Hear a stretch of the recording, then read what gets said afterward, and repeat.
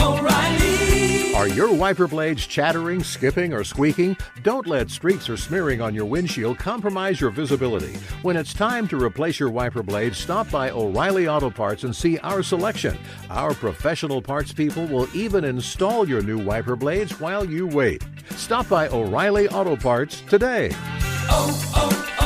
O'Reilly Auto Parts.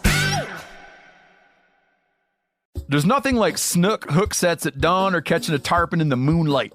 Find your next fishing trip made easy on fishingbooker.com and experience the magic of the Sunshine State or any other destination on your fishing bucket list.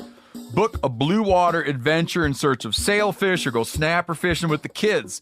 With over 6,000 captains and trips to choose from, planning your next one just got a whole lot easier. Download the Fishing Booker app on the Google Play or App Store, or visit them online at fishingbooker.com to book your trip today.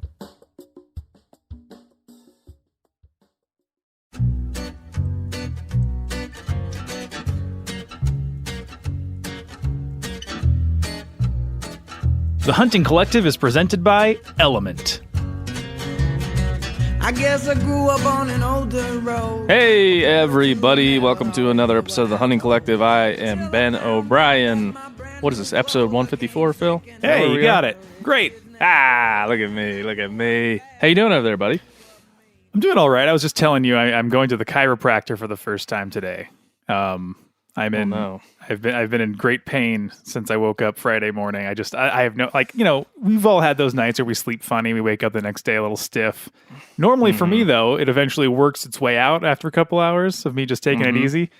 This has only gotten worse. I hadn't been able to turn my head in any meaningful way for several days. Let me see, try to turn your head. How far can you turn your head? Let me see. Well, so swiveling is actually not too bad. That's all right. Oh, that's it? Like tilting, I can't tilt at all. Yeah. Phil is tilted his head about 1 degree. Yes. Visible pain. All right, well, everybody send Phil get well soon messages on Instagram. Just send nice thoughts.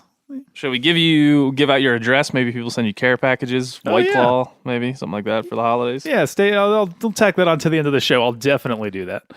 All right, perfect. All right, well, a lot to get to today. We got Mark Kenyon, the great and powerful Mark Kenyon, from Wired to Hunt, from Back 40, and all the different things that you know from the MeatEater Whitetail content that he leads over here. We're going to talk about a lot of things, specifically hunting with your dad, and also the psychology of naming deer and then chasing the deer you named all year long, having like some weird relationship with the particular single deer.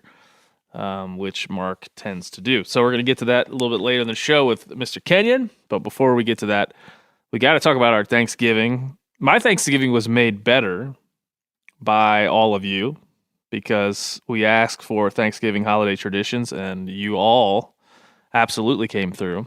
I was laughing pretty much the entire holiday weekend, and also moved by a lot of the stuff that you guys sent in. But I will say this. Let me just say that part of why I wanted to have this contest, one, I'm a silly little bitch, and I like to make jokes. And Phil just shook his head like, yeah, you are. I like to have fun, and I like to do things that are sarcastic and ironic, and that's just me. But also, 2020 has been a tough year for a lot of people. It's a year where a lot of the normalcy that we're used to, the things that kind of track our lives and keep us sane, have been ripped away from us. So it's nice to, especially around these holiday seasons when we might not have been able to gather like we all wanted to, it's nice to remember the things that keep us going and to look back in order to look forward. So that really came through in spades with everybody sending their stuff in. Now, Phil, this was my first. I'll be 35 on Wednesday, tomorrow. This is the first time in my 35 years that I didn't have Thanksgiving with my family. What about you? What's the Thanksgiving? What's the Thanksgiving feel around the T engineer household? Honestly, this was exactly we had the same Thanksgiving that we always do. Ever since I moved away from home, came out to Montana for school, met my wife. We've always just done Thanksgiving as the two of us, and then with some little kid additions along the way. And we usually save the family gathering for Christmas, just because we don't live anywhere near family. We haven't for a while now, so for budgetary reasons and just like wrangling children reasons, we just stick the family gathering on Christmas, and we usually have a small Thanksgiving. So this Thanksgiving wasn't a whole lot different for me. Yeah, for me, it was, I've always, my brother and I, so my family, I have a brother, so it's just me and my brother. We're around the same age. So, like, we've always kind of coalesced around Thanksgiving. I mean, we both lived around home until college time. He moved to Georgia for college. I've moved around the country pretty consistently for the last 12 years or so, and so has he. But somehow we've always managed to get on the plane, get on the train, get on the bus, get in the car, and find our way back home for Thanksgiving. It's always a priority. And to your point, Phil, I always spend way more money than I can afford, and spend a lot more time now that I have kids being miserable during Thanksgiving to get them to the place. Man, traveling with kids is no joke. Yeah, like it doesn't matter whether you do plane or car or train. There's so much baggage, literal and figurative, that comes with traveling with kids. It's a whole new ball game. I always feel like it's the Oregon Trail, modern Oregon Trail. You're like, yeah, man, you pack up the wagon. We're going east. But anyway, that's my experience. My dad brought this up to me the other day. My brother did as well. Like, hey, man, this is the first time that we haven't been together with your mom and eventually significant others and eventually kids. This is the first time we haven't ever done that in our entire lives. And so that's, it was the positive was we didn't have to travel. We didn't have to go through all the craziness we normally do as a family to get home. But, at the end of the day, it was a tough couple of days just knowing this is the first time that we weren't together. So I'm sure there, a lot of you listening have similar stories. Maybe you're like Phil. It just was another Thanksgiving, but I tend to think that a lot of people's lives are in some form of upheaval, and so was your holiday. So it's good to look at traditions and kind of ground ourselves. Now, and I didn't mean for the contest that we announced last week to be like a real sappy affair, but man, it was, and I think maybe that tells me where everybody's heads are at right now in terms of the holiday season. So we're going to read some emails. We're going to get to some of the entries and some of the stories that people sent in for their holiday traditions. But to remind everyone, the long story of how this contest came to be, Phil and I spent months planning this out. Essentially, what we asked people to do last week's show was to send us some sort of video, photo, story, anything that would tell their holiday tradition, that would tell us about what they did. And we wanted to be entertained. And in return, you would get some Element, some Drink Element tea. Of course, always go to drinkelementtea.com/meateater. Support Drink Element, our title sponsor.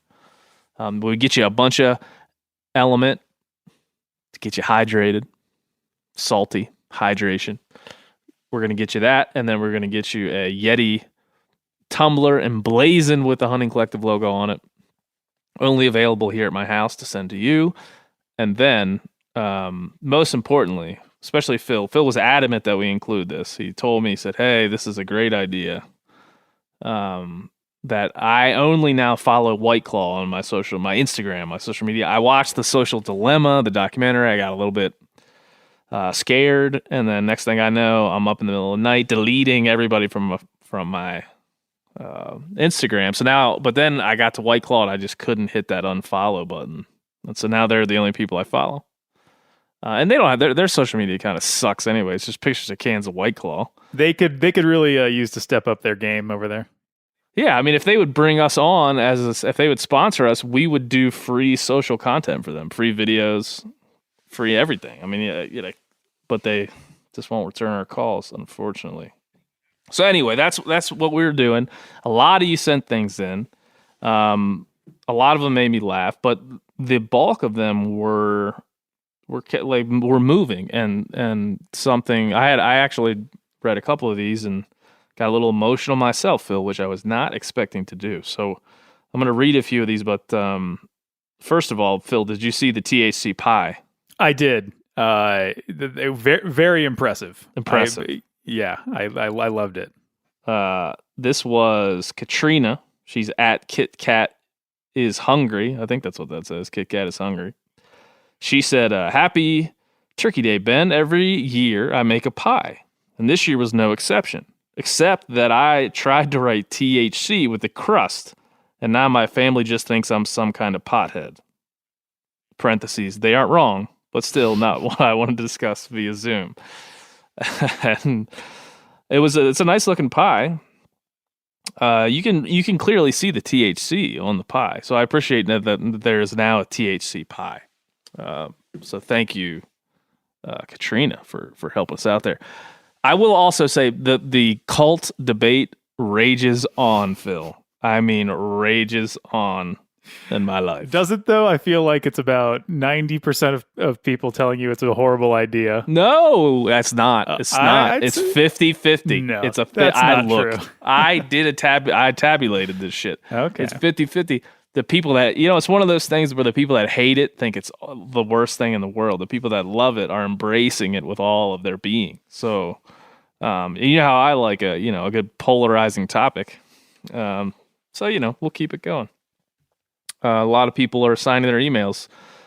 Cult follower, all kinds of things. So here we go.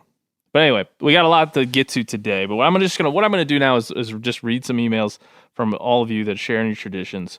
A couple of them really made me stop and be like, wow, this is a cool damn show that we do. So I just wanted to preempt this by saying, like, when I was looking at this morning, I thought I'd spend about half an hour skimming through some stuff, pick out the good ones. I spent about 3 hours reading all these emails, looking at all these photos, laughing. But overall, the feeling was real heartwarming. So thank you, everybody. The first one comes from Austin Smith. Really appreciate your name, Austin. It's really easy to pronounce. He said he sent a couple of pictures along. He said, "My name is Austin, and I wanted to tell y'all what this holiday weekend has meant to me. I snapped this picture." He sent a cool little picture of a bunch of his family around the table. He said, "I snapped this picture over the holiday without telling anyone. Also, looking back at it, I'm tearing up because this isn't my holiday tradition. My family has been splitting apart in some ways recently, and to be honest, we didn't have this type of holiday growing up anyway, because my dad was Air Force, and we never lived close to family and never had any traditions aside from food. This year, my brother's in-laws invited us up to their place on the Rocky Mountain front outside of Augusta, Montana. Most of my family went. This is a raw picture of their family mixed with my family. A group of people wildly different, some hunters, some brainiacs, a nurse, a stay-at-home mom, young newlyweds, and some older people that have lost their spouse. But all of us in a different stage in life coming together to enjoy fellowship, food, hunting, stories, laughs, and excitement makes the reality of life feel easier and more of a blessing when surrounded by those that we love. I've never felt so included by and thankful for people that I've known for such a short period of time. I hope this doesn't seem long-winded or too much or too sappy, but it's all true. And when I was trying to figure out how to enter this contest last week while listening to the podcast, I kept coming up empty because of the lack of traditions my family has. I wish this is how it had always been, but I can pray this is how it'll always continue to be. A weekend of love, laughter, and hunting. Also, a time to brag and show some firsts. He sent a picture of his younger brother with his first deer over the weekend, and he got his first earlier in the season. Pretty badass. Thank you, Austin Smith. I'm glad you got to hang out with your family, dude. It looks pretty fun. The photo, I don't know if you guys are drinking or not, but it looks like you're having a good time nonetheless. Anyway, Phil, these are all pretty heartwarming, man. Did you feel warm by that? email? Yeah, I know. I can kind of, I'm in kind of the same boat as Austin, because whenever I think about traditions, I don't, like, the first thing that runs to my head is that I don't really have any. Or at least growing up, I was like, there wasn't a specific thing we did, like, surrounding an event, like hunting or going somewhere specific. There are these like little tiny things that are tied to the holidays. Like, for example, we would always just visit my dad's parents on Christmas Eve and my mom's parents on Christmas. And that doesn't sound like there's not really anything exciting about that, but I'm still very much tied to that ritual. And I have really fond and warm memories around those two dates. And it doesn't have to be anything big. It doesn't have to be something momentous. It's those small details that remind me how important family is, even if at the time it didn't seem like it. Looking back, it had an impact on me. Yeah, I mean, for those of us that like had a good family unit growing up, whether that's just your extended family or just your parents and siblings, when you move away like I did or Phil did, you certainly get some perspective on what was just normal life growing up. You know, for me, it was very much when I was a kid. It was we would wake up, we would hang out, we would get ready, we would go to my first grandmother's house, who was like the best cook in the world. She was this short lady and like the most homey little house on View Street in Hagerstown, Maryland. Like, we would go there and it would be the warmest place. We would have a wonderful meal with our family.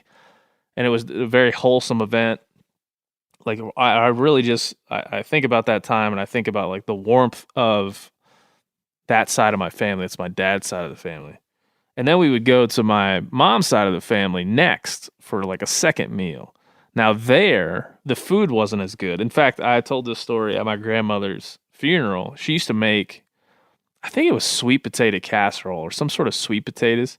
She was not a good cook. And it would be like black on the top. And then you would put a spoon in that shit, and it would be nuclear orange underneath the black burnt casserole. And she did this fairly often during my childhood, as if it was a traditional dish. So the food wasn't as good, but man, that side of the family knew how to party. So we would go there, when we were old enough, get a beer or two and laugh and run around and have a great time. And so I always kind of felt like we had the best of both worlds. Now at Christmas, that side of the family that liked to drink would give better presents than the other side of the family, but the other side of the family had better food. So I always felt like we had a good dichotomy. But anyway, that was our traditions. Our holiday traditions were very much around the people that we loved, and the way that they loved us. And then also, my dad and I would always go hunting. The rifle opener in Maryland would be the Saturday after Thanksgiving. So we would spend the Friday oftentimes shooting our rifles, getting ready, and then we would go out and hunt on Saturday. So hunting, as with a lot of you that wrote in, hunting is a part of the Thanksgiving tradition. It's that time of year.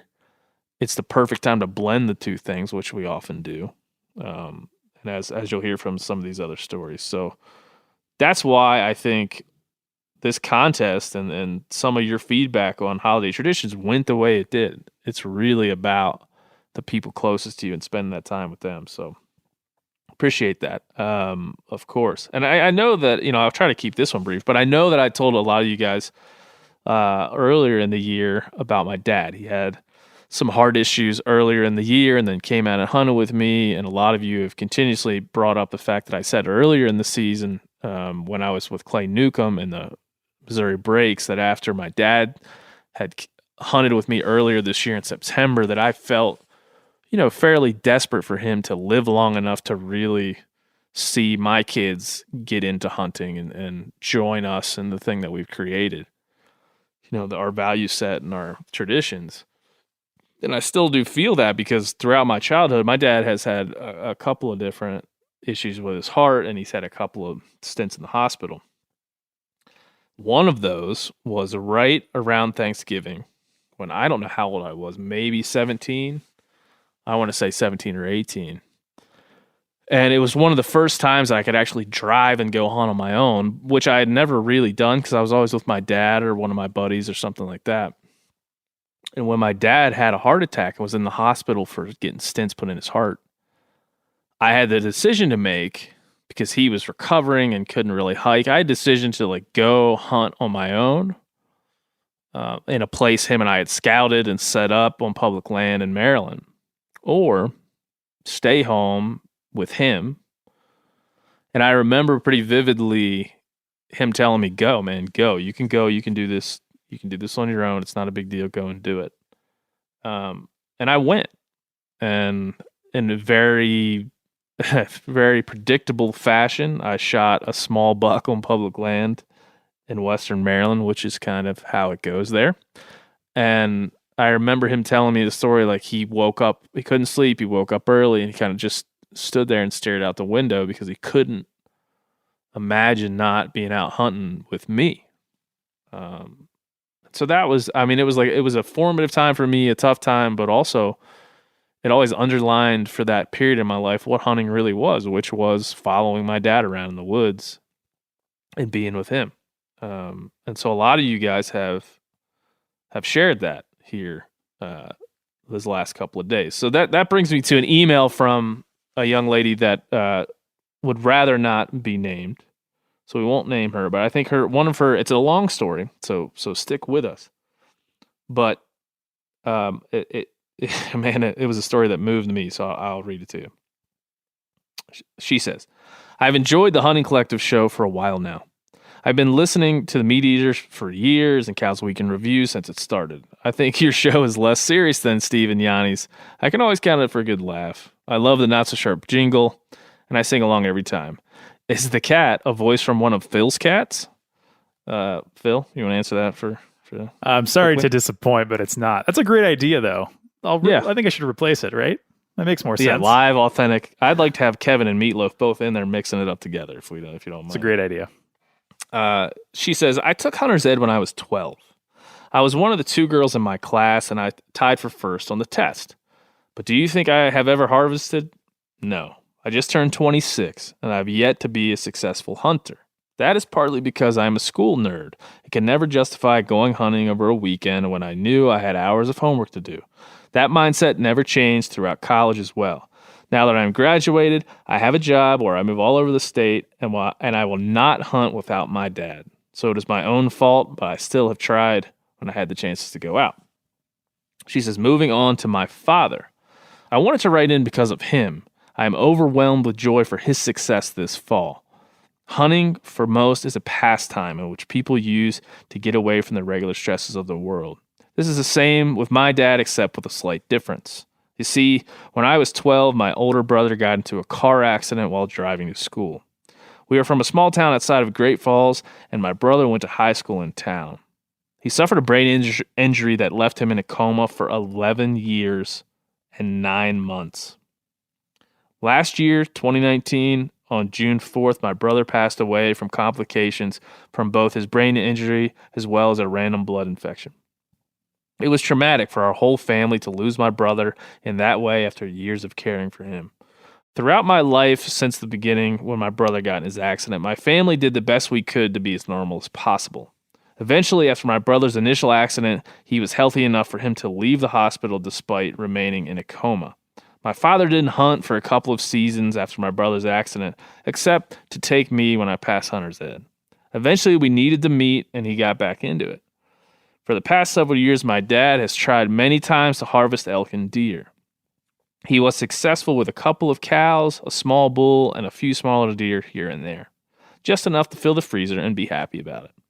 But hunting is how he was able to escape the everyday stresses that came with caring for my older brother at home, as well as having a regular job, being a husband, and a father to me.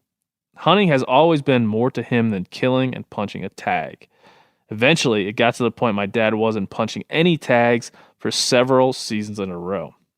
My uncle finally convinced my dad 2 years ago that he would benefit from a bow certified so he could extend his hunting season from just general rifle. However, my dad was 50 at the time, he has a bad shoulder, and my parents weren't sure about taking on a new hobby because of how expensive bow hunting can be. Well, a year goes by, and a friend of my uncle's gave him a free, brand new, hardly used Matthews bow.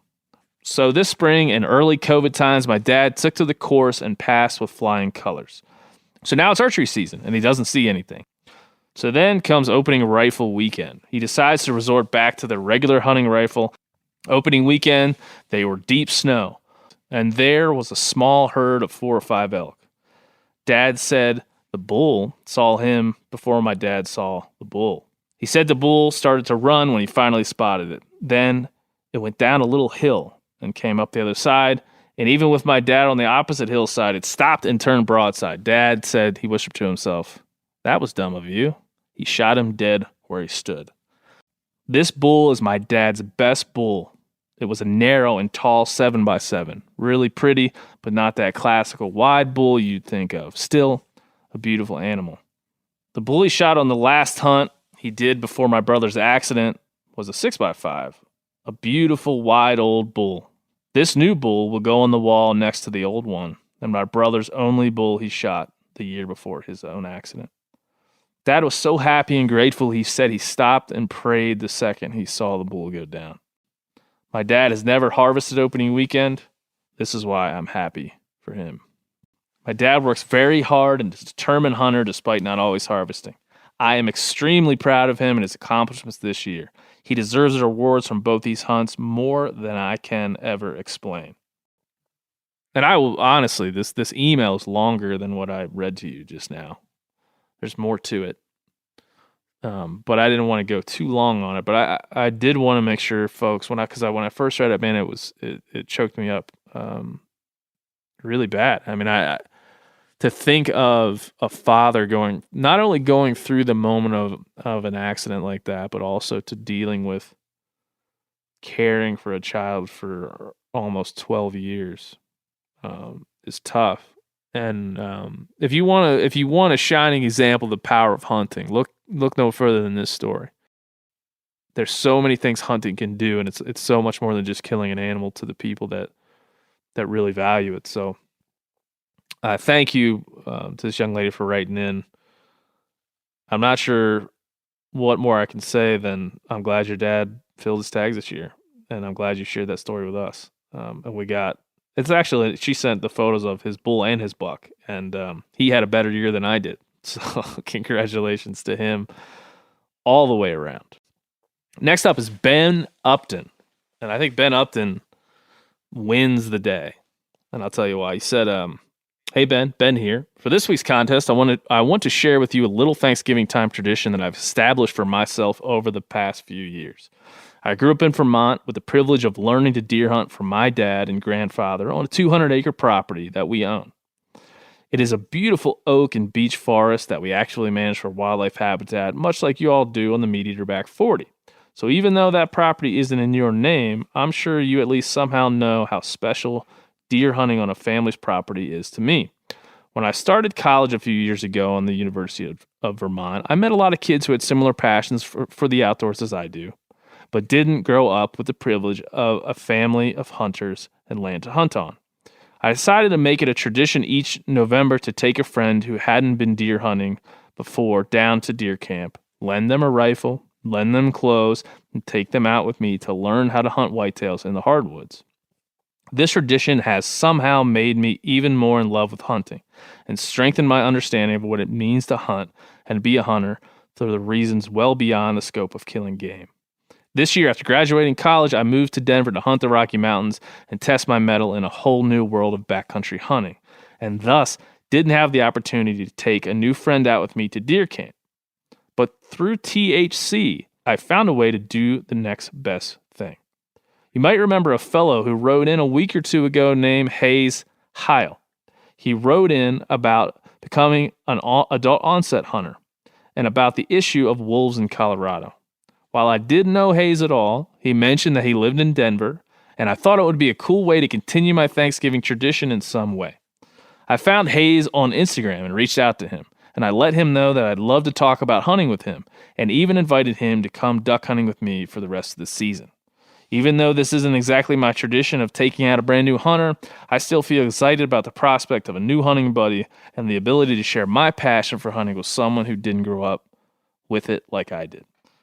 Well, Phil, we're really doing it, buddy. What's your reaction to Ben? What Ben's doing over there in Colorado? I just still can't get over how this show goes about connecting people. I'll never understand it. Yeah, man. I know we've had some funny stories before where, game warden in Canada who had found the guy that was trashing public lands and then found him later and said that he heard the story on our podcast and was now cleaning up public lands. But this is a little different for me. So I am with you. I don't understand how this talking into a microphone, what it means to people. I'd rather not understand it because it would be hard to do if I did. But thank you to Ben Upton. Thank you to Hayes and Ben. He's actually sent me a screen grab of their conversation on Instagram, and sounds like they're going to go hunt. So hopefully Hayes and Ben check back in with us and let us know how the duck hunt was in Denver. And maybe one of these days we'll get these guys out to hunt with me and you once you're a veteran hunter, or maybe for your first hunt. We got a lot of prospects out there. Sure, 3 years from now. Yeah. Yeah, 3 years from now we actually get it. So all I want to say is we're going to have Mark Kenyon, and Mark's the perfect guest because we just ran episode 4 of the Back 40 is about him and his dad. I worked on that episode closely with Mark and did a lot of writing for it. And I feel like his story, that story, really is a proxy for all of our stories in terms of hunting with our fathers, but then also all of our stories for how we got into hunting and how we share it with other people. And so I just want to sincerely say thank you for writing in. Thank you for moving me. Thank you for being a part of the cult. And thank you for being a part of our lives here. And we'll keep on keeping on. So please enjoy Mark Kenyon.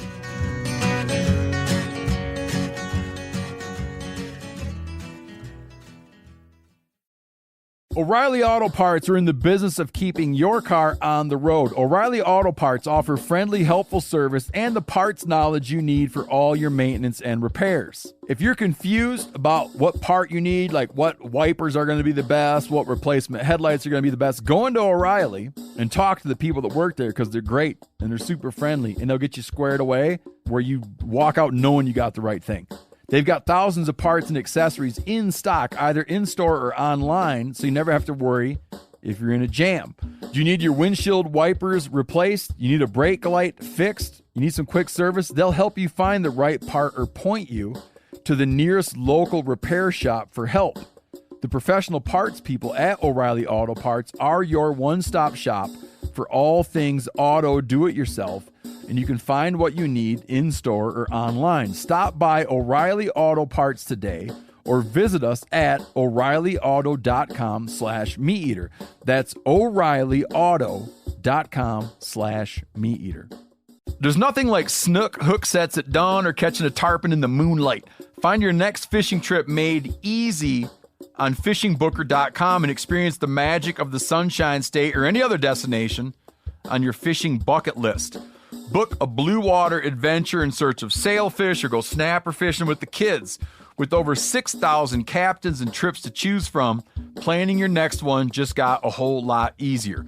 Download the Fishing Booker app on the Google Play or App Store or visit them online at fishingbooker.com to book your trip today. You ever get that feeling you're stuck inside staring at screens and a primal urge kicks in? You crave wide open spaces, fresh air, the chance to connect with the land. Well, maybe it's time to find your own piece of the wild, but searching for property can be a maze. That's where Land.com comes in. They got millions of listings across the country, from mountain ranches to hidden fishing holes. Their search tools are like a seasoned guide helping you narrow down what you want. Land.com isn't just about buying and selling. It's about finding a place to hunt, fish, explore, or simply sit by a campfire and listen to the crickets. So head over to Land.com today to turn one day into today, because trust me, there's nothing quite like the feeling of standing on your own piece of earth. Hello, Mark Kenyon. Hello, Ben O'Brien. How you doing, sir?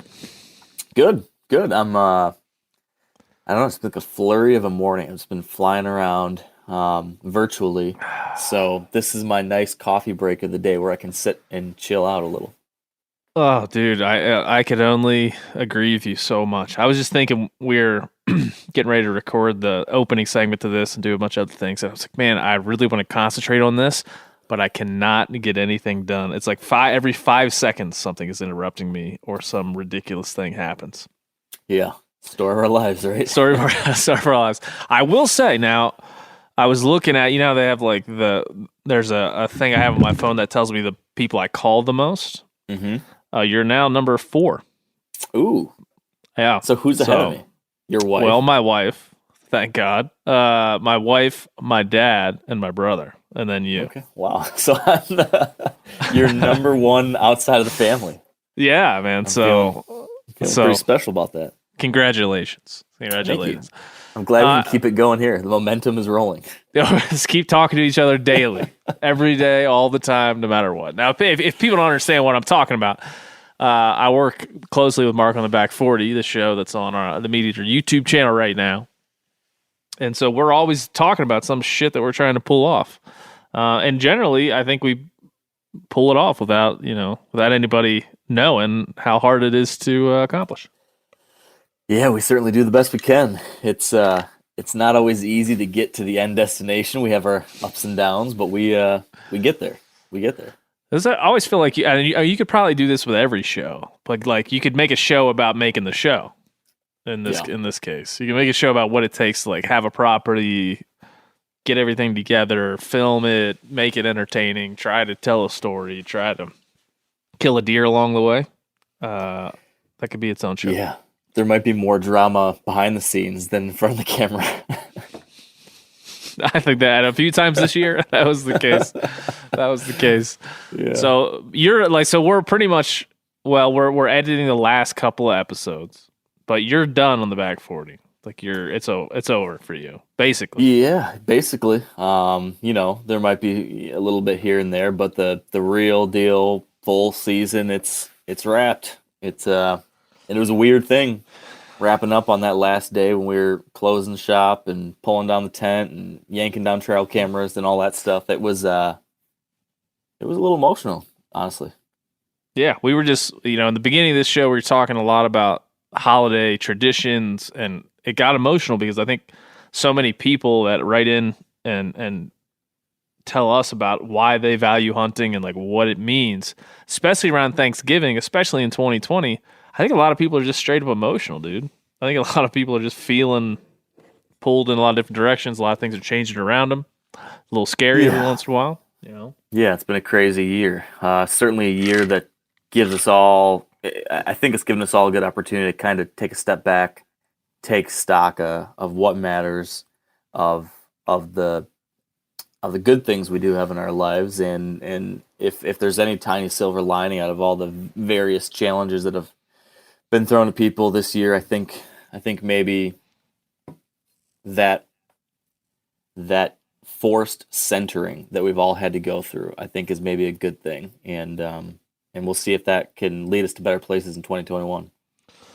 Yeah, we'll see. We announced last year a contest last week where people could tell us what their holiday traditions were, make us laugh, entertain us on the show, and then me and Phil would we would give people, we got like a Yeti tumbler and some Element drink mix, but also, Mark, have you watched The Social Dilemma? No, it's on my to watch list, but I haven't. Dude, I watched it when I was in COVID lockdown. I couldn't leave the room, and I got so emotionally worked up about it that I unfollowed everybody on Instagram except for White Claws. The only people I couldn't. I had to keep them on there.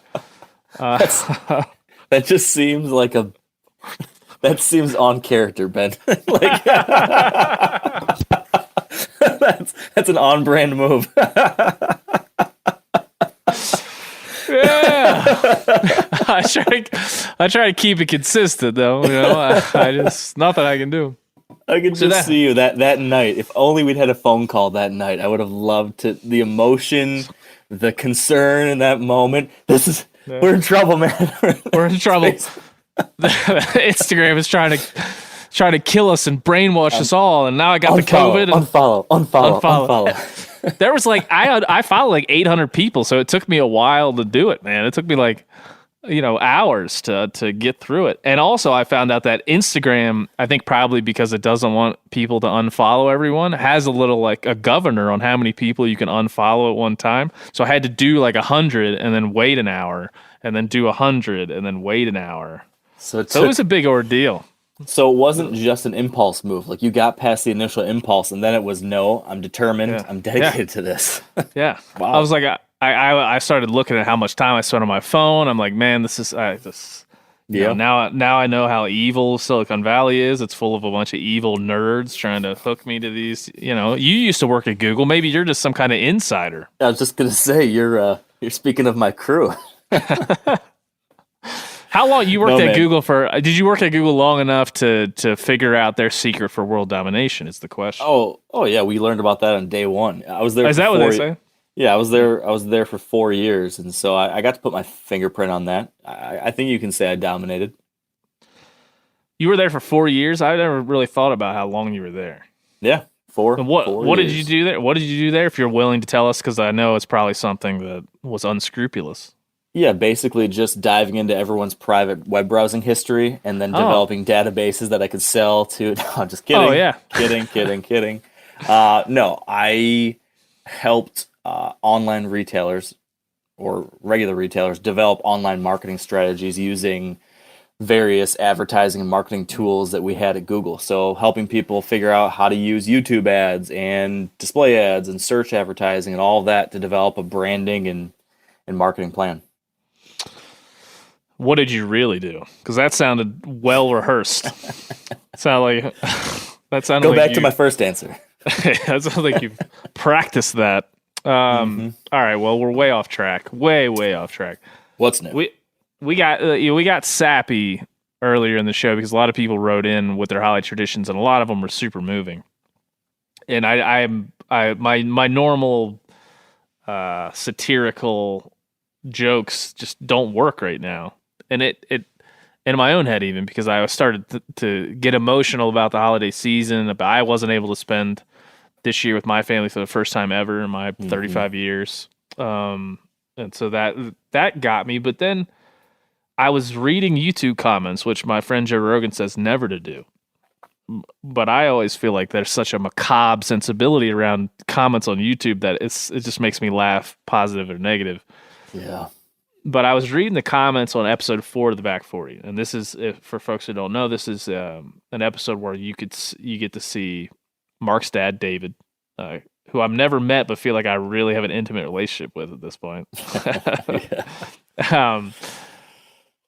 I feel like I was reading the comments, and that itself warmed my heart, because there's hundreds of comments. I don't know how many there'll be when this airs, but hundreds of comments, and almost all of them were positive and uplifting, and people felt moved by the hunt with you and your dad. Have you read any of those? Did you bring them? Yeah, I did break our cardinal rule and looked at those, and I looked because I was hoping that it would resonate with people in that way, and so it was cool to see that. It was cool to see that it connected with people, that the relationship that my dad and I had and with my son, and the journey that we tried to share with people, that came across and was something that people could relate to and connect with. Of everything that we do here in MeatEater with our podcasts and our articles and our TV shows and everything like that, for me at least, the greatest thing, the greatest achievement, the greatest goal to work towards is to connect with someone in that kind of way, where they feel something, where you change them, even if it's for a couple seconds on a Tuesday, in some small way. So to see that in some way we did that, it makes all those late nights and all that work worth it, Ben. Yeah. Yeah. It's being you in a hole working on the Back 40. Not that there's a lot of other people that put a lot of effort into it, but it does. When I think about that show and I think about this time of year, and I'm glad we can do this today, because it all kind of seems like it collides in a way that is, that makes sense to me. Because your relationship with your dad is it is emblematic of my own relationship with my father. And to tell your story as a proxy for all of our stories, for those of us that are in a situation like you and I, where we grew up hunting with our dads, we built these traditions, we built these connections. These are things that kind of drive us to this day. And it becomes like a cycle of payback, like we talk about in that episode. Like you feel like I'm the same way. My dad comes hunting with me now, and I'm the one going like, we got to go here, we got to do this, we got to call now, we got to bop, bop, bop. And that's the relationship I have with my dad. And you, throughout that episode, display that, but it also makes you feel like that's giving back to the guy that even told you that this could be a possibility for your life. Yeah. Yeah, there's so much of that. A little bit of a role reversal and a wanting to pay it, like you said, pay it back in some kind of way. And you know, my dad gave me so much over the years, whether it be taking me out in the woods or teaching me these things about hunting or life. And now that I have these new opportunities, that I've been able to kind of take the baton that he passed to me when I was young, and I took that forward and I went further with it and in different directions with it. Now it's a really exciting and maybe satisfying thing to be able to now bring him along on the new journeys I took and show him where I took the baton to. And yeah, I mean, it's hard to put words on a lot of this stuff without it seeming like over the top sappy. You know, I know we've talked about this when we were working on the episode. Like, how do you say something without having to say it over and over again? But yes, being able to share something like this with someone like a father in this case, who was there for you when you were young, and you can be there again later in life for them, is a powerful thing. And I'm just really, really glad I was able to do that, and that things came together in this circumstance, and excited to continue trying to do more things like that in the future. Yeah.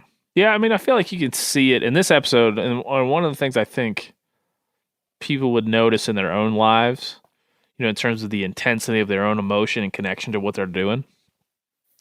If you look at your dad and look at you throughout that episode, you see, like, just look at your face, look at your eyes, look at the way that you react to things, look at, you know, kind of the intensity with which the joy and the pain and like this, you know, all that stuff, it comes out because there is so much emotion built on decades of hunting together and wanting to in this case get him his first archery buck.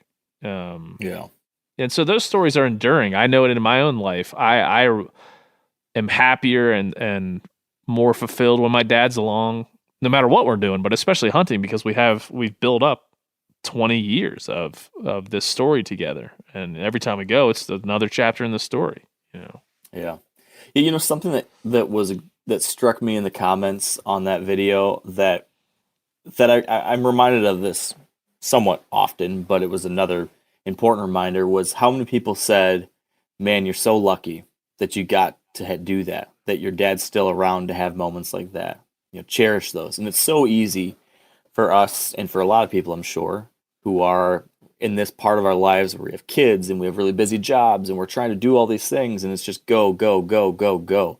It's so easy to lose sight of, you know, staying connected with your family sometimes, of taking time to do something like that, of stepping away from whatever your goal or mission or job description is, whatever it is, and take some time to call dad, to go and have dinner with mom, to whatever it is. One of these days you're not going to be able to do that. And I think this was, in a strange way, a reminder for me that, yeah, you know, you better take advantage of this while you can. What'd your dad say about all this? Did he watch seen it yet. Oh no, he hasn't seen it yet. I called him this morning, and he was looking for it last night, and it wasn't up yet. And then this morning he's been in meetings all day. So I have not heard from him yet after watching. I'm sure, I don't know if he's going to have a lunch break or something today. Maybe he did get to watch it, or if not, he'll watch it tonight. And I'm very interested to see what he thinks. I think he'll be really happy with it. I hope so. If he's not, I mean, you know, let me know. Yeah, scratch. Take it down. Take it down. Delete it. Yeah, I get what you're saying too, because I do.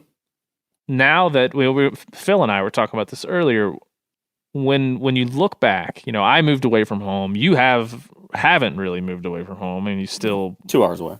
Yeah, but I mean, not that far. Not that far. I moved a long way away. Phil moved a long ways away. And then when the traditions you had around, especially around holidays, but also around hunting and the cross section of those two things, when you start to think about when that goes away, right? When I can't just drive over and hunt with my dad for the opening Saturday after Thanksgiving, then you start to realize what that meant to you. And when you're a kid, it's just life, Yeah. Going to your grandparents' house for Thanksgiving is just life. That's just what you do. It's how you function. And then when it's not there anymore, you sit back and like, how can I recreate that? Because I'd love to have that back. And I think hopefully, that episode can be that for a lot of people. There's a proxy of saying, listen, if you didn't have a dad or a mom who took you hunting or a family that took you hunting, you can create that for someone else. Like you have the opportunity to create what you didn't have for someone else inside of hunting. And so I do like that note we hit with your kid there with Everett at the end, because I think that is important for people to know. Like if you didn't have it, you can create it. Yeah. Yeah, and I'll tell you what, I was just super lucky to have it in spades. I mean, I had a wonderful dad and grandpa and uncles who brought me along and made me a part of it, and it changed my life. It completely changed the direction of my life and made me who I am in a lot of ways. So, yeah, I cannot wait to continue bringing my boys along that same route, and whatever, who knows what they'll end up being interested in, but at least for the moment, my oldest son seems to be out of control into it, constantly recreating hunting shows and pretending to be hunting at all hours of the day. Loves animals, loves the outdoors. So I'm just thoroughly enjoying this new part of life too. Yeah, I'm right there alongside. And I always wonder how much are they going to really build up this idea of hunting, because they see me doing it so much, they hear me talking about it so much. How much are they going to build it up to be more than it was when I was a kid? Because when I was a kid, I'm just, like we said in this episode, I'm just following my dad around. Like I didn't think I have to have this buck, or I have to take this photo, or I have to have this experience. I just followed my dad, and whatever he did, I did, and that's all I wanted. And there was nothing else for me. And then I got old enough to change that, but I want that for my kids, the simplicity of it. I don't want them to be thrown into the world that I'm in right now. I want them to have some Babe in the Woods years, if that makes sense. Yeah, it will be really interesting. I've thought about that too, like how different the circumstances are that my sons are coming into. While we both were little kids and families that love the outdoors, my son is definitely thrown into something cranked up to 15 compared to, I was at level 6 maybe. So yeah, I don't know what that means. I hope it doesn't mean that it's going to be eventually too much for him and he wants to rebel away from it. So I want to make sure not to force him into anything. I hope it just means that he will find his own passion within this somewhere else, and he'll chase that. But I hope we can foster within Everett and my other son Colt a love for these things that they can appreciate in their own way. Yeah, you and I are tracking along the same kind of child having schedule, right? I mean, we're mating at the same times of the year. Basically. It's because there's only one, we have like 2 nights a year when we're not working. And so it's like, hey, you gonna go to, yeah, me too. All right, well, let's talk to you in 9 months. That's true. I think that's it. Because I feel like, so my son James is, well, we got a little bit of a gap there. My son James is 1 year off. 1 year off. But then our second, once we started working together immediately, our second sons, Asher and Colt, are lined right up, man. What's it like within days, I feel. Within days. 3 or 4 or 5, something like that. Yeah. Then this may now evolve into like a daddy daycare podcast where we talk about all the shit you gotta do. A lot to talk about there. That's for sure. Well, it's good. If you haven't watched it, everybody, go watch episode 4. I think it's one of the better. Capture Creative, shout out to Justin and Taylor and Jordan and everybody at Capture Creative and Charlie who put this together. I think they did an exceptional job helping us tell the story, and I'm happy for you, man. I'm happy that you have this kind of time capsule to show your kids and to explain those things to them. Yeah, that's an interesting point. Is what a special thing just for my own little family that we could look back on this and someday relive this moment in a way that does capture the emotions. I think in a real way. So yeah, selfishly, this is a pretty nice thing to have. And my son just watched it this morning, and he was really excited about it. So he'll be watching it on replay for a number of days, I'm sure. Yeah, I mean, it's thinking about kids too. My wife and I were watching the Steve. What's that guy's name? Oh, what's the old comedian? Shit, it's called Parenthood. Steve, help me out here, Mark. Steve Martin. Steve Martin. There it is. We're watching the old Steve Martin movie, Parenthood, and in this movie, he's all stressed out about what his kids are going to be, and he keeps visualizing like his kids being the valedictorian or some sort of like shooter on the bell tower, and like what he did to cause that. And I told my wife, I'm like, I turned this off. This is the most anxiety-inducing movie I've ever watched my entire life. I do not want to listen to this crap, because now I got to think about, and I was thinking about hunting. I'm like, am I going to overexpose my kid to this? And he's going to be like, he's going to be a vegan at age, 10. Like, what do I got to do here? But in a few years, he starts the Vegetable Collective as a podcast. Damn it. Just counterpoint against Dad. Yeah. Damn it. What do I do? So anyway, that stressed me out. We did I was like, turn that off, man. Turn it off. I can't watch. So we watched National Lampoon's Christmas Deal, which helped out. Classic. What did you told me the other day that you were watching like a Christmas movie? What's your movie go to for Christmas time? Well, right now it wasn't even like us Christmas movies. It was a kid Christmas movie. I'm trying to think if that was I don't think it was last. It was the night before. We put on the old like puppet Santa Claus Comes to Town, like the original Christmas movies from the 60s. Creepy. Yeah. My boys love them. So this was the story of how little baby Santa Claus got raised by these elves, and then he was trying to bring presents to this town with Meisterburger, and then he eventually becomes Santa, et cetera, et cetera. So yeah, that was our flick. Creepy, man. Those little puppet ones creep me out. Yeah. Big time. All right. Well, we're down the rabbit hole pretty far. There's nothing we want to talk about when we were talking the other day, and I think it's not unique. I don't know. We'll see if we can figure this out. But I feel like it's unique to whitetail hunters, core whitetail hunters, people that do it, and that's all they think about. There's a lot of this in the waterfowl space, in the whitetail space, in the elk space, and people become one species, addicted or focused, right? The difference, I think the big difference in the whitetail world, as I see it, is that nobody names a duck. And if they do, they got problems. And I don't know a lot of people that name elk. People do, but it's not as commonplace as it is in the whitetail space. Yeah. And so I feel like a place to start in terms of the whitetail community, the people, and when I say community, I mean people that self-identify as whitetail hunters. Like, what do you do? Oh, I'm a whitetail hunter. Those are the people I'm talking about. I was very much one of those people early on in my life and hunting career. All I thought about was whitetails. So I know the feeling. But I think we have to start at naming deer, or maybe better described, hunting a single deer or a couple of deer or target animals. Yeah.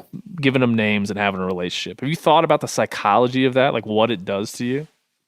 Oh yeah. Yeah. I mean, I get from the outside looking in, it seems bizarre. I understand that. And even from the inside looking in, I can see it being bizarre. But it just makes sense when you have to actually live within the box that we as many whitetail hunters do, which for a lot of folks involves hunting relatively small places and hunting them over and over and over and over again. And when you do that, you're presented a different hunting experience than someone who lives out west, who hunts miles and miles and miles of country, who has millions of acres to roam. When you're hunting 40 acres, when you're hunting 64 acres, and that's what you're doing for every weekend or weeks on end, you're going to see the same deer over and over. You may only have one buck you actually want to hunt. If you go into this and you have certain goals, like for me, I'm at the point where most of the time when I'm hunting some of these small properties I've spent a lot of time on in Michigan, it's a 4-year-old buck or older is where I've kind of set the goal for myself that's going to allow me to have to work really, really hard and have to do things well and have to get better year after year, and have a long, challenging, exciting, interesting hunting season. That is how I try to craft my experience here hunting in Michigan, because if I just wanted to fill my freezer right away, I could do that, and I want to fill the freezer, but I also want to have this set of experiences alongside filling the freezer, which is why I have these goals. So when you do that, you see these deer and you inevitably want to talk about them. So if I was just a random person that didn't have a podcast and a show and all these things, you still might end up referring to these deer by something, because when you share the experience with friends, which is one of the most fun things about hunting, is telling the stories, right? You want to share what happened. It just becomes practically inconvenient to just try to describe the deer over and over again. Yeah, I saw that same, 10-pointer that's got the dark patch underneath his neck and 2 spots on his left shoulder and maybe a little crab claw on the left. If I had to say that in a conversation over and over and over again, it just wouldn't make sense. So you can eventually, just call, it was the 10-pointer. Or maybe you describe him a little more. Oh, it's the wide 10. Or maybe you want to get creative with it and call him something funky like Tim. Whatever. I think the simple fact of it is it makes talking about and sharing, and then even in your own head thinking about these animals, just a little simpler, because you're going to do it over and over and over. So that's what it comes down to for a lot of us. And then for me, having all these different platforms where I'm sharing the story, it becomes a necessity to help describe these experiences. And because I do have, in many cases, experiences with the same deer for multiple years, where I'm getting to learn about one of these specific deer, and kind of by default, because I don't have a bunch of land, I'm hunting. My main property that I hunt a lot is a little over 80 acres, but half of it is just wide open fields by the road. So really it's a little over 40 acres of huntable ground that I have permission to hunt. And then I have permission on a couple little 20 acre, 30 acre sections in the same general area around that. So I'm hunting little tiny stuff. I don't have hundreds and hundreds or thousands of acres to work here. So in any given year, I'm lucky if I've got one buck that is, that is the kind of deer I want to hunt on a given year. So yeah, I'm hunting a deer. And when that's the case, you give it a name so you can talk about it and you can think about it, and then you watch it and you see trail camera pictures of it, and it becomes a really interesting, really frustrating at times, kind of one-on-one duel. When you go into the woods and you're constantly thinking, you walk out there in the dark in the morning and you hear a doe or you hear a deer blow and run off. And right then it's like, well, that could be my hunt. That could have been the only one deer. There might be 70 deer in this square mile, but there's only one of them that I'm after, and there's only one of them that can make this hunt, what I'm trying to make it be. So it can be unbelievably frustrating, because you know that you make one tiny mistake with that one animal, the one chance you have, it's all shot. On the flip side, that challenge is also really fascinating. Trying to go deep. Something I like about deer hunting, and why I'm so fascinated by deer hunting. Yeah, I love all hunting. I've loved going out elk hunting. I've tried bear hunting. It's awesome. I've tried pronghorn hunting. It's awesome. I've been caribou hunting. It was great. All these things are really cool. I want to keep doing them. But something about whitetail hunting that has just made it, it just has consumed me, is the level of depth that you can go with it. I love deep experiences where you can really dive into the nitty gritty, studying habitat, studying behavior, studying how wildlife react to outside factors and conditions like the weather and the moon and precipitation, barometric pressure and hunting pressure, and trying to look at all the probabilities of all these different things that might happen in a given day, and then sorting through all these puzzle pieces that you've collected, all this data you've collected, and try to take all these dots and connect them in a way that makes sense, so that you, on this one time, in this one perfect place, with this one perfect set of conditions, can kill that one deer in this small, tiny area where there's 20 other guys surrounding you trying to do the same thing. That's the hardest thing I've ever tried to do, and it's also the most satisfying. Both the process of itself, and then when you actually do finally accomplish that goal every once in a while, man, that's something. So that's a long, rambling way of explaining why I named deer. So you're saying you've thought this out? I guess so. O'Reilly Auto Parts are in the business of keeping your car on the road. O'Reilly Auto Parts offer friendly, helpful service and the parts knowledge you need for all your maintenance and repairs. If you're confused about what part you need, like what wipers are going to be the best, what replacement headlights are going to be the best, go into O'Reilly and talk to the people that work there, because they're great and they're super friendly, and they'll get you squared away where you walk out knowing you got the right thing. They've got thousands of parts and accessories in stock, either in-store or online, so you never have to worry if you're in a jam. Do you need your windshield wipers replaced? You need a brake light fixed? You need some quick service? They'll help you find the right part or point you to the nearest local repair shop for help. The professional parts people at O'Reilly Auto Parts are your one-stop shop for all things auto do-it-yourself, and you can find what you need in-store or online. Stop by O'Reilly Auto Parts today or visit us at O'ReillyAuto.com/MeatEater. That's O'ReillyAuto.com/MeatEater. There's nothing like snook hook sets at dawn or catching a tarpon in the moonlight. Find your next fishing trip made easy on fishingbooker.com and experience the magic of the Sunshine State or any other destination on your fishing bucket list. Book a blue water adventure in search of sailfish or go snapper fishing with the kids. With over 6,000 captains and trips to choose from, planning your next one just got a whole lot easier. Download the Fishing Booker app on the Google Play or App Store, or visit them online at fishingbooker.com to book your trip today. You ever get that feeling you're stuck inside staring at screens and a primal urge kicks in? You crave wide open spaces, fresh air, the chance to connect with the land. Well, maybe it's time to find your own piece of the wild, but searching for property can be a maze. That's where Land.com comes in. They got millions of listings across the country, from mountain ranches to hidden fishing holes. Their search tools are like a seasoned guide helping you narrow down what you want. Land.com isn't just about buying and selling. It's about finding a place to hunt, fish, explore, or simply sit by a campfire and listen to the crickets. So head over to Land.com today to turn one day into today, because trust me, there's nothing quite like the feeling of standing on your own piece of earth. There's two things that interest me in what you just said. One, I think is the most interesting, is the turn from the practicality to the emotionality of the relationship. Because we talk about relationships with animals, right? We talk about it from the of animal rights activists to vegans to us as hunters. And we generally talk about relationships in a way, like I have a relationship with the idea of the animal, right? I have a relationship with the wild, a relationship with a habitat or ecosystems.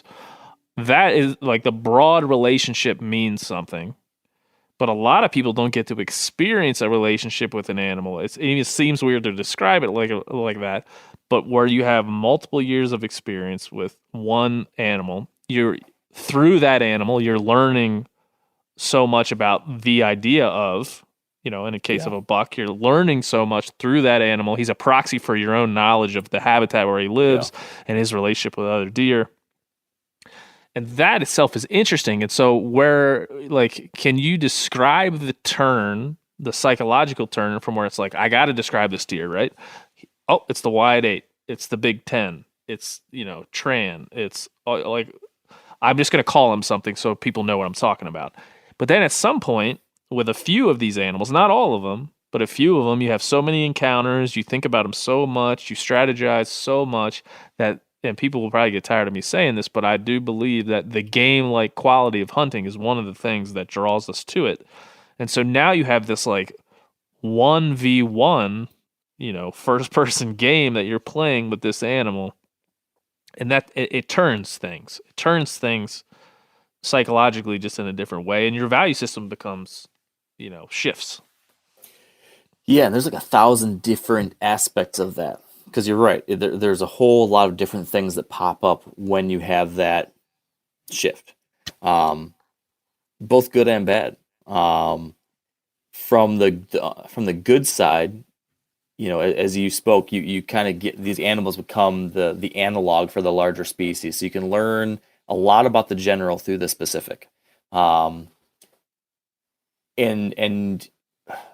there's this fascinating aspect that you can actually begin to see where there's actually, we often try to talk about animals from the higher level, like from the species level. We should manage from the species level, from the population level. We should, let's not anthropomorphize. Let's not go so deep into the individual, but animals are individuals. And when you start spending this much time around them, you see the individual qualities and tendencies and, for lack of a better term, personalities. And that is both fascinating and eye-opening, and you do see stuff that sometimes you're, man, like there's a lot going on here. And I don't know I don't even know what I mean by that, but when let me stop you for a minute and ask you this question because it pops in my head. I've had a lot of animal rights folks on this show, a lot of vegans, a good number of them. We talk about things, and one of the things that we always talk about is this idea of the individual animal, right? Animal rights folks see animals in an individualistic fashion, right? I see the animal, I see the mother, I see the wolf as a mother, and I see the alpha male as a father and their pups as children. I see them. We use this term anthropomorphization all the time, but it's just a way of saying, like, I see myself in them, right? Mm-hmm. And so now we have an example of you as a hunter, and I've done this too, so it's not a community of hunters that is centering around the same idea, but yet, obviously with a different end game. And so do you ever think about the dichotomy between, like, how you, like, Tran is a buck that you've hunted for years. You know that buck, you know where he lives. You probably know who, like, where his kids are hanging out. Seen a few. Yeah. So you have this relationship, and it becomes an individualistic relationship, much like some of these animal rights folks I've talked to, but it manifests itself in a completely, entirely different way. Yeah, and you're right. It is kind of a wild thing to think about in that kind of context, and the bizarre parallels there. And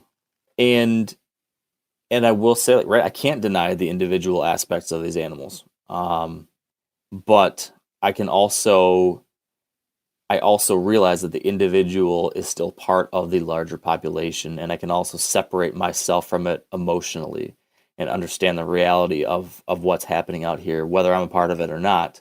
And so because I think of the way I engage with these animals, I'm able to have while still there's certainly a relationship, there's also a certain ability to separate myself from that individual lens, while also looking at the big picture of what this thing is. This is wildlife. This is nature. This is a system of animals and plants and elements that are going to go round and round and round and round, regardless of me being a part of it. And it's beautiful, and it's ugly, and it's bloody, and it's life and death, and all those things happen.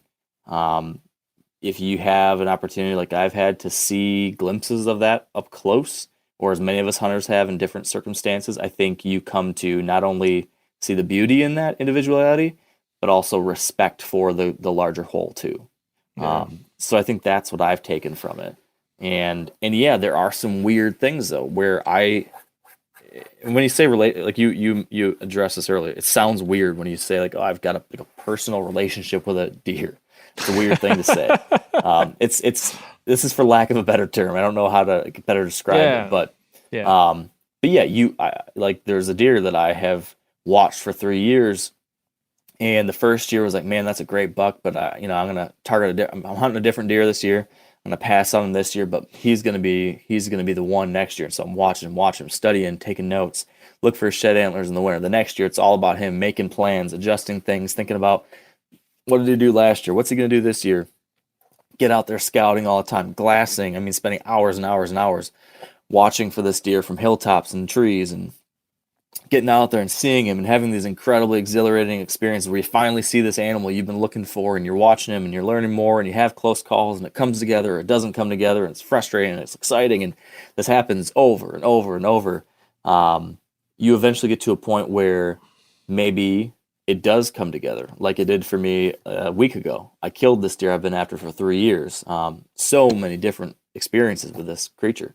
And you have this very paradoxical set of emotions where I'm so excited and relieved and happy that I finally killed this animal. That was my goal. But I'm also, once I stepped away from it, like, wow, how much emptier are the woods going to be now that he's not out there?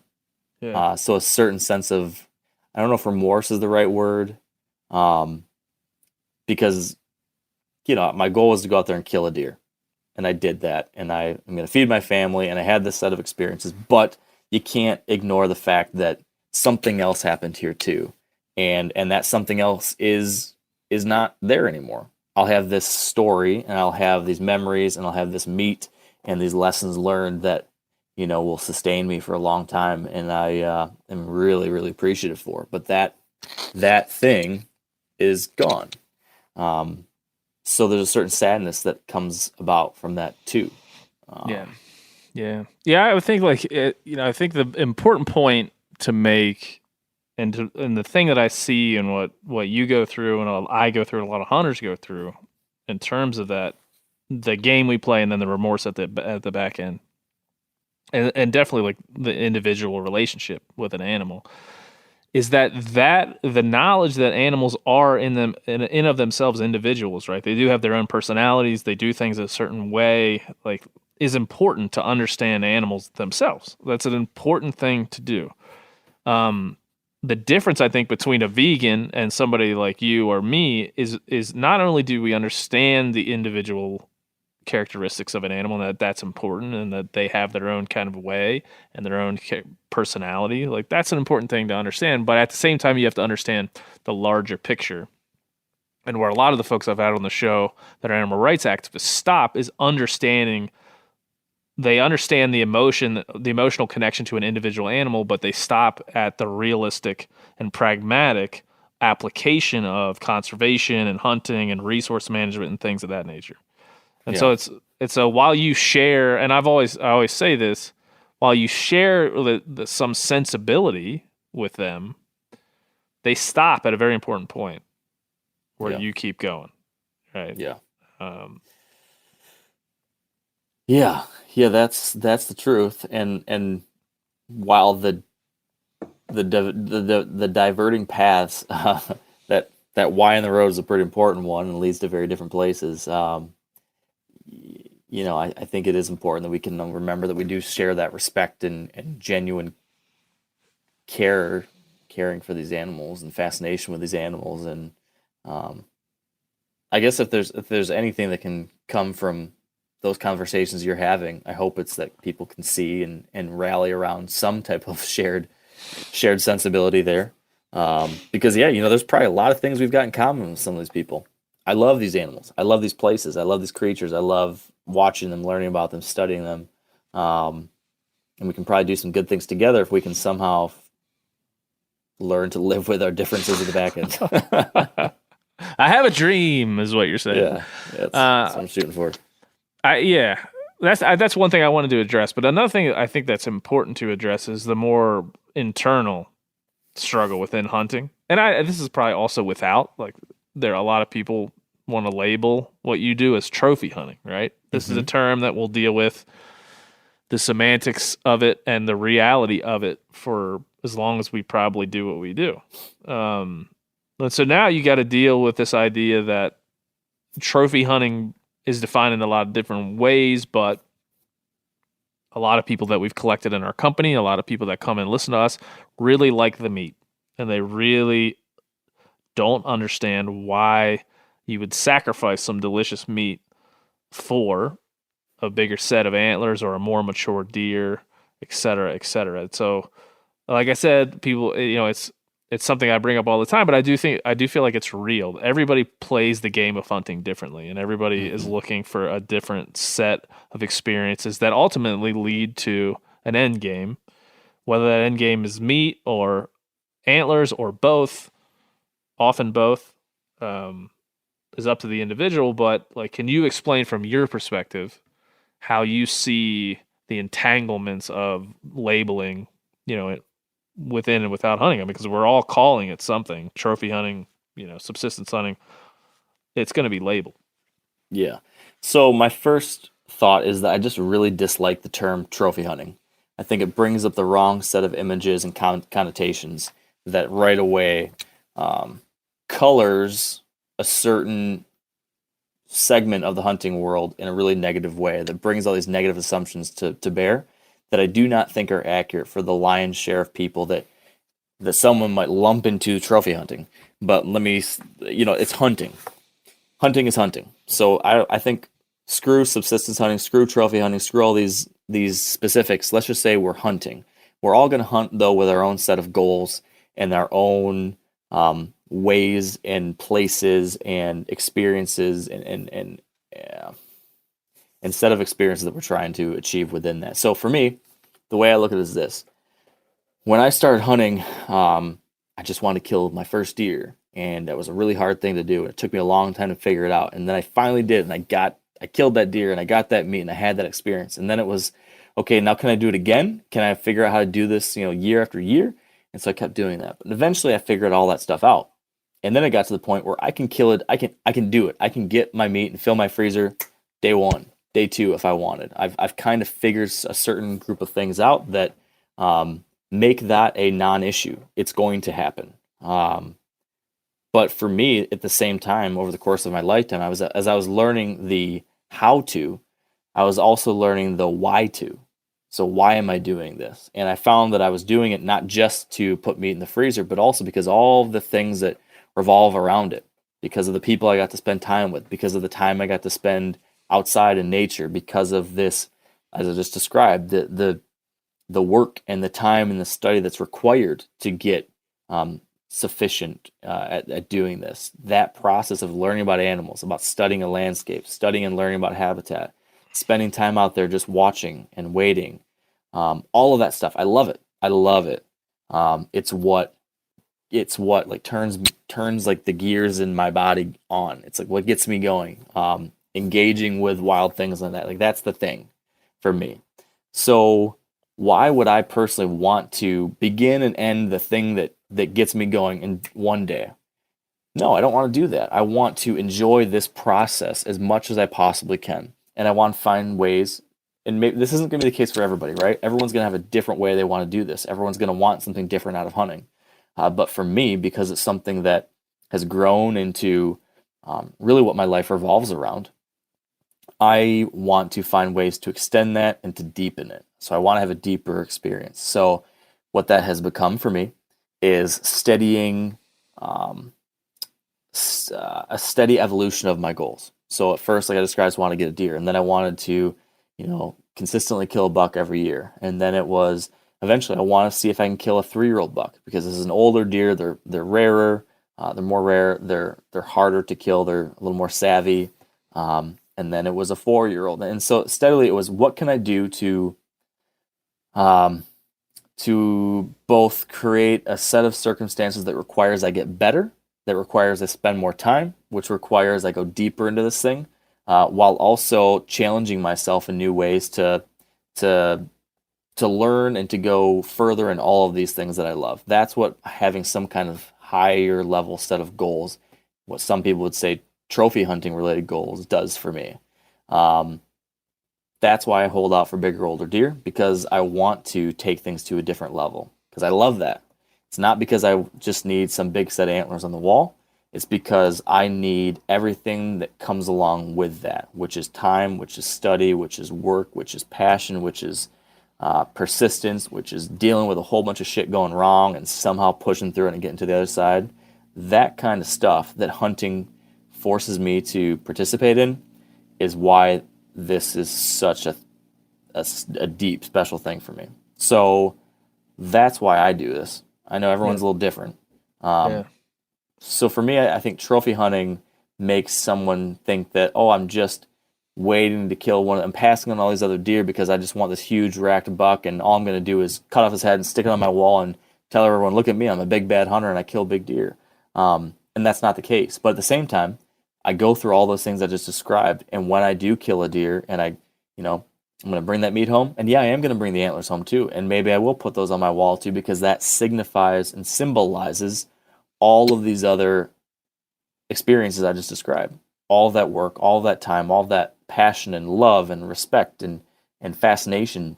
Every time I'm able to go and look at the antlers in my office or in the den next to me, and tell my son the stories, it brings all those things back to life, and it allows me to continue experiencing those things years and years later.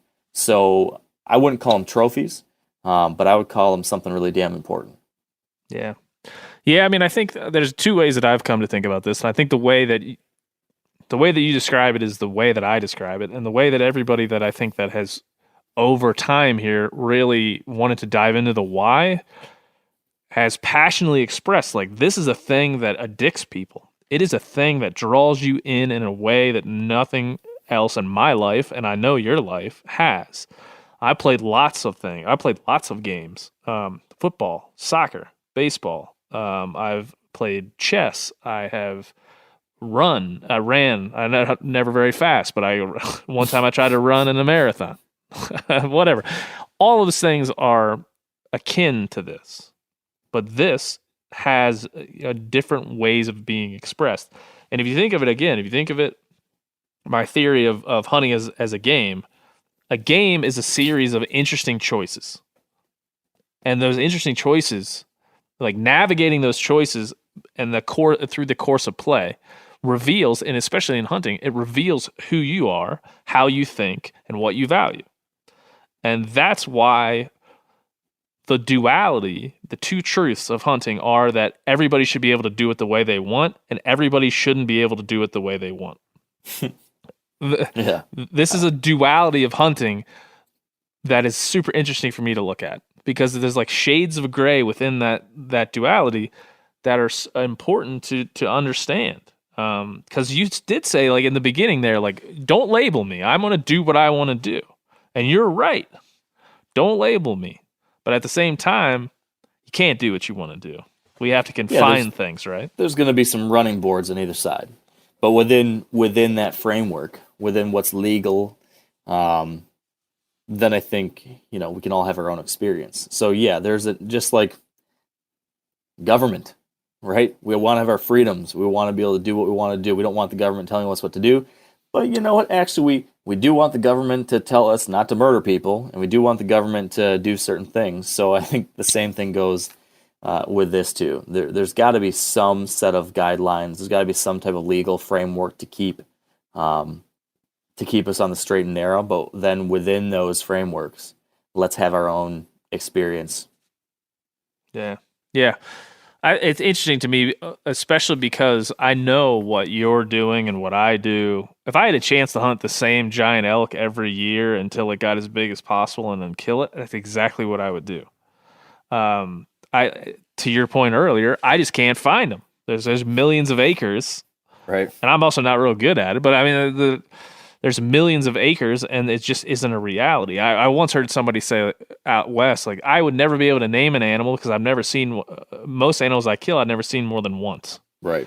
And so there is the difference within hunting right there. I mean, it's hard to understand each other when you're playing different games.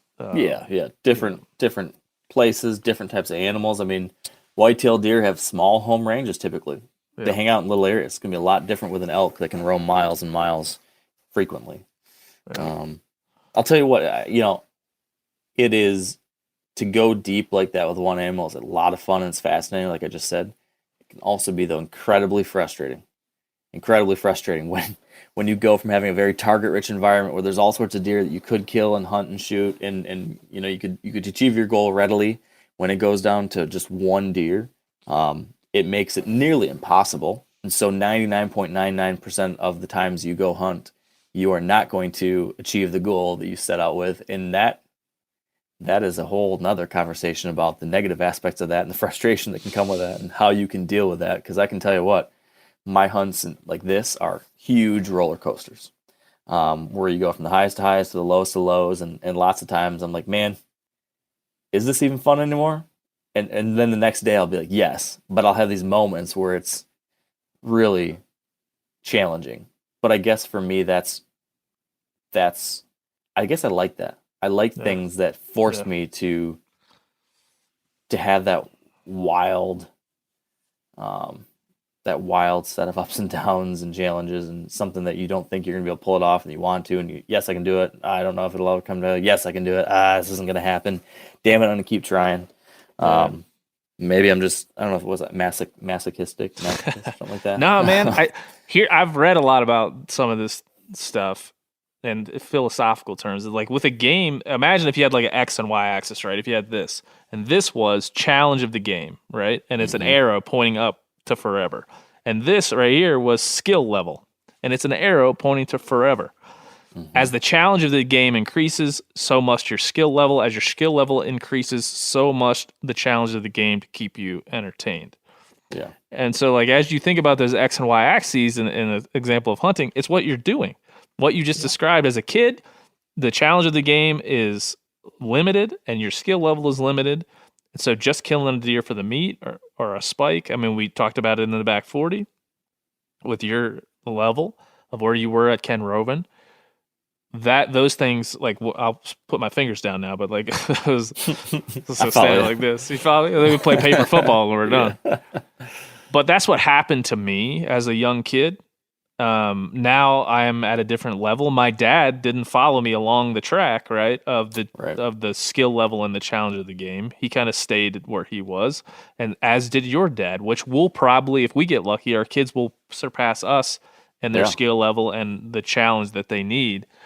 And so when you start thinking of it in these terms, it makes way more sense. You know, you don't have to say things like, well, you know, over time, I just want to kill bigger bucks. You're like, no, over time, my skill level, what you just said earlier fits into a nice little picture where the more the challenge of the game, the more the anxiety, the more the skill level, the less the anxiety, and those things match up together. And that gets you where you are. Yeah, and you know, I talk about this a lot on my podcast too, and I always think it's important to point out the fact that it doesn't have to be this way, right? You don't need to feel like if you're getting into hunting or you're on this road that you have to keep going further and further down that x-axis or further and further up that y-axis. You don't need to do what I've done or what you've done, Ben. If you want, you know, find wherever on that graph you are happy, wherever it works for you, and be happy there. I don't think there has to be this pressure that you have to keep taking it to the next level and the next level. If you want to, awesome. If you don't, that's awesome too. We're all going to have a different place on that graph that feels right for us. So it's, you know, keep exploring, find your place, enjoy it, make it what you need it to be. Yeah. And if you're looking if you're inside of hunting and you want to label somebody, or outside of hunting and want to label somebody, think about when you just say trophy hunting, how much of the intricate of the details that you're displacing by saying that. And when you think of somebody who's a trophy hunter who really wants to kill the biggest, the most mature thing out there, think about it in this discussion, in the frame of this discussion, because it's true. A person is not driven to kill the biggest buck 10 years into their hunting experience because they're now addicted to the antlers and driven by ego. They're doing that because they're following the track of the game like Quality of Hunting. That's what they're doing. That's all that they're doing. Yeah. And it's not a change. It's not an evil change in their mentality. It's a natural progression of how anybody plays a game. And at some level, as long as we admit that we're playing a game, you know, we're okay. Have you had the conversation with anyone about the idea of referencing this as a game, though? Do you have any qualms with that? I bring that up because I get what you're saying, 100%. But I also worry about language like game being attached to hunting, trivializing the serious nature of it. Sure. And the fact that the end game, for lack of a better term, is... Oh, we're getting good now. couple is of pro life or death, podcasters. right? Yeah, no, I'm with you. And that's why I try to always say hunting has game-like qualities. And that's one of the things that attracts us psychologically to it. Yeah, no doubt. It's not that it's a game. You're not out there to score points. Now, social media, you may defer there. There is some point scoring that happens there. But that happens for everybody that goes and spends time on social media. Right, and that's why I only follow White Claw. And that's why watch The Social Dilemma. White Claw ain't playing any games with anybody. They just want you to drink as much alcohol as possible in a very fruity way. But anyway, I think the expression of hunting is a game is wrong. Hunting has qualities, attractive qualities, akin or mirrored by a video game or any other game that we play, any other competition that we have. And that's what leads to where you are, I think, and where I am, and where a lot of people that we hang out with are. Yeah. It's more complex. And I think that's what makes hunting so singularly powerful, more so than like someone who loves basketball or someone who loves soccer or loves poker, is the fact that hunting has those game-like qualities, but then it also has this incredibly complex, deep, life or death set of elements that connects you to something that's a wormhole into a whole nother world. Yeah. And those two things combined set hunting in a different arena than almost anything else. Which is both why it's controversial in some circles and why it's something so deeply loved by folks within our circles. Yeah. Yeah. I mean, wouldn't you agree that there's something ironic about playing, like we're playing at hunting? Dude, I could go get a steak tomorrow. It'd be delicious. Right. We're playing a very human game, right? We are participating in a very game-like way in something that people used to do for essential human survival. Right? Yeah. So there is something ironic about that. I get that. Sure. I understand that that can be hard for people to understand. But I think that's true throughout the modern sense of humanity. Throwing a football is like throwing a rock on the savannah, a million years ago. Like we are expressing planting a garden. Yeah, planting a garden. We're expressing our humanity. Yeah. Yeah. We want to do things that connect with the essential humanness of what we are and what we were and where we came from, and hunting is a way to do that, a real tactile way to do that, and it's interesting. Well, we could talk about it forever, I'm sure. I do, when it's cool when a topic comes up, because I know your show, you don't talk about shit like this very often. I mean, you do and sometimes. Don't. You do and don't. But yeah, I mean, but not as often as you do. Yeah, I listen, and I know it's cool to see the celebration of that singular focus and the way that you described earlier on that it's endless. Dude, it's endless. The depth of just hunting whitetails in Michigan on 150 acres is endless. And that is a nice way to think about the natural world. It is fucking endless. Yeah. And you just pick a small part of it and live the rest of your life trying to learn it. And you're not going to get there. Yeah, you're not going to. You'll be constantly surprised, and you will learn new things about these places, these animals, yourself. Yeah, you can't beat the natural world. I mean, that's where we came from, and that's where I keep on going back to, because it's just, like you said, it's endless. There's everything we need is there, Ben. Everything we need is right there. All right, well, let's go back to work. Let's go make some more hunting TV and keep talking about it. We got episode 5, episode 6 of the Back 40. Yeah, got a couple more we're just frantically cranking out. Oh, man, it's going to be fun. All right, we'll go over there, subscribe, and watch Mark toil on 64 acres in Michigan for a couple more weeks before it's all over. And we'll see what we do next. All right, man. Good talk to you, brother, always. Hey, thanks for having me on. See ya.